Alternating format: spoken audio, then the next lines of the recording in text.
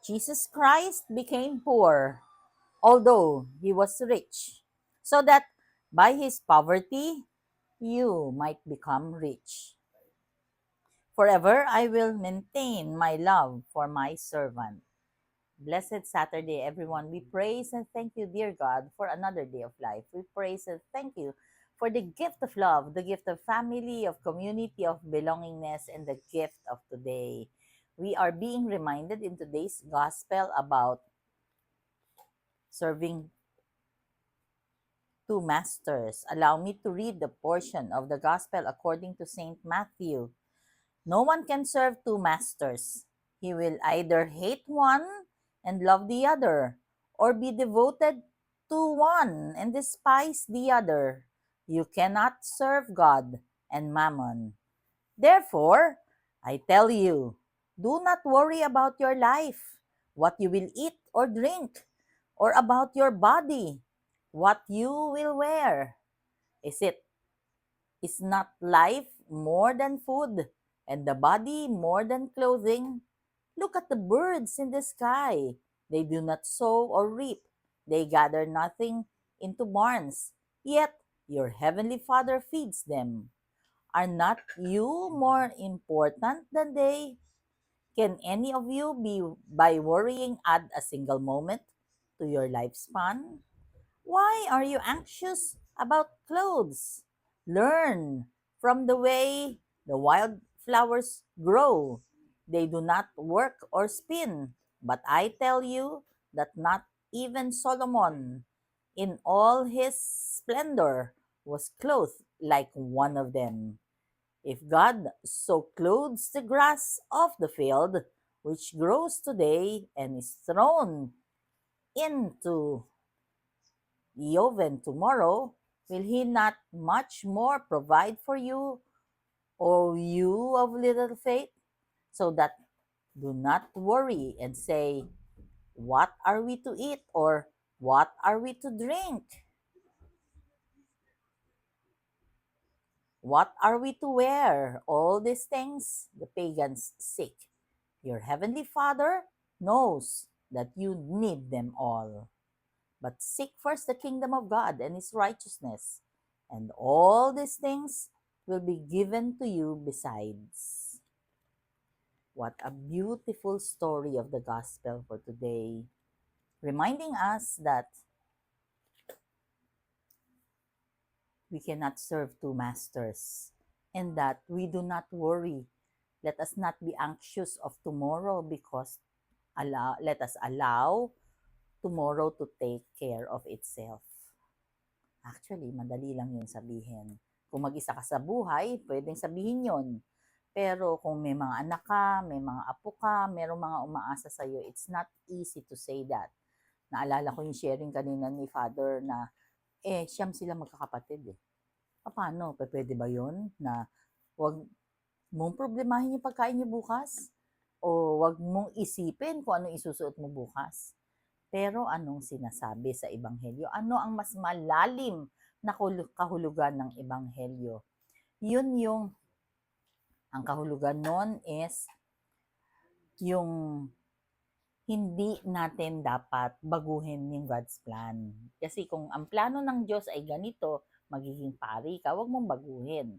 O ang plano ng Diyos para sa iyo ay magkakaroon ka ng asawa, pagdasal mo lang na sana ma-fulfill mo yung goal ni Lord para sa iyo. And just follow the script of the Lord. Ibig sabihin, ask for discernment, prayer. Hindi katulad ng pagans, they bubble in prayer. Kung ano-ano sinasabi, pero wala sa puso ang pagdadasal. Ano ang konkretong example ni Jesus sa ating ebanghelyo is yung birds of the air, yung mga flowers in the field, 'di ba? Parang kapag tag blooming season, lahat sila ang ganda ng itsura nila. Pagka wither na, o lahat naman sila dry.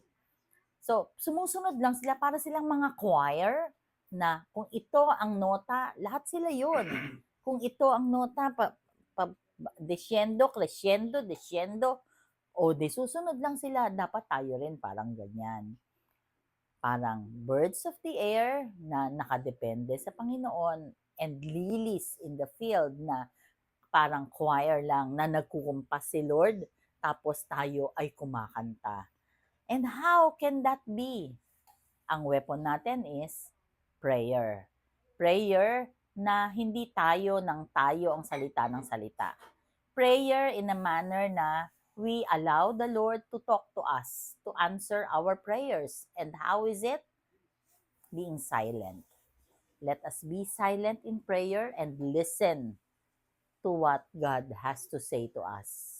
Kasi si Lord, hindi tayo pinababayaan. Hindi talaga. So silence in prayer is reverence to God. It is actually the true worship. Hindi maganda yung salita ka lang ng salita. Dapat ang dasal natin, your will be done, Lord. I remember nung nasa ICU, neonatal ICU, yung baby ko na pangalawa, si Mark, I was walking through my knees. Lumalakad ako ng paluhod sa simbahan ng Quiapo. I was praying for miracle healing. Talaga naman, intense na intense ang dasal ko kasi gusto kong mabuhay siya. Pero towards the middle of the long aisle ng Nazareno, I didn't understand why my prayer was changed to thy will be done. So towards the altar, it was changed to your will be done, Lord. Little did I know na the following day pala, my little boy will expire. He will die pala po. Parang preparation yon. So I allow the Holy Spirit to talk through me, to talk with me. And yung pagkakasabi kong your will be done, Lord. And parang naisa puso ko siya. So, mahirap man tanggapin, mas madali kasi si Lord ang nagdesisyon. Tandaan natin, magdasal lang tayo, makinig tayo, let us be silent in prayer so that we will know what is the goal and purpose of God in our lives. Tandaan natin, if God takes care of the lilies and the birds, bakit tayo hindi? Let us pray. Lord God, we are sorry for our sins, either of commission or omission. We pray for healing of those who are sick, those who are requesting for prayers, and those who are praying with us right here, right now. Panginoon, be with us always and in all ways and allow your presence in our lives to manifest. All this we pray in your mighty name through the intercession of our blessed Mama Mary. Please, Lord, stay with us, for without you we are nothing. We are offering a moment of silence for our dear Tito Ernie Hernandez, who passed away from this life. Eternal rest grant unto him, O Lord, and let your perpetual light shine upon him. May he rest in peace. Amen. Blessed Saturday once again. God bless us all.